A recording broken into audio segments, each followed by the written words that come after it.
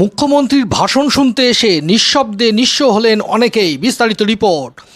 নদিয়ার কৃষ্ণনগরে মমতা বন্দ্যোপাধ্যায়ের ভাষণ ঘিরে ছিল কানাই কানাই উৎসবের আবহ, কিন্তু ভিড়েই ঘটে গেল অন্য এক ভাষণ, সেটা সোনার। ভাষণ শুনতে এসেছিলেন বহু গৃহবধূ। প্রথমবার মুখ্যমন্ত্রীর বক্তব্য কানে তুলবেন বলে সাজগোজ করে আশা বুকে নিয়ে ভিড়ের মধ্যে দাঁড়িয়েছিলেন, কিন্তু সেই ভিড়ই মুহূর্তে তাদের স্বপ্নকে পরিণত করল দুঃস্বপ্নে।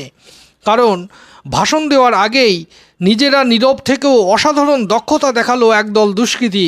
একাধিক গৃহবধূর গলা থেকে উধাও সোনার হার, শব্দহীন অপারেশন, ভিড়ের চেঁচামেচির মধ্যেও চোরেদের নিখুঁত কাজ।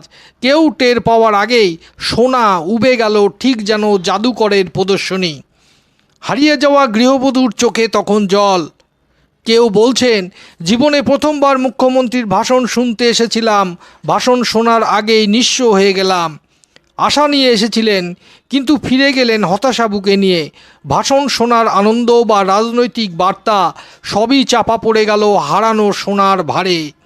ভিড়ের নিরাপত্তা নিয়ে প্রশ্ন উঠেছে ক্ষোভও। তবে চোরেরা বোধহয় নিজস্ব রাজনৈতিক প্রতিশ্রুতি পালন করেছে, যা নেওয়ার ভিড় থেকেই নেবে। নদিয়া থেকে অঞ্জন শুকুলের রিপোর্ট।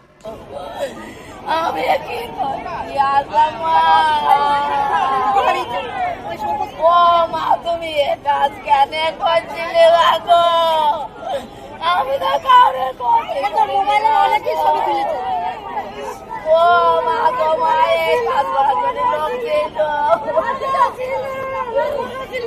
আপনারা হয়েছে দিদি? আপনারা এই চাকরি ছিল না গো। কোথা থেকে এসেছেন আপনি? আপনারা শোনাচ্ছেন নাকি? কখন বলতে পারলেন? কোথা থেকে এসেছেন আপনি?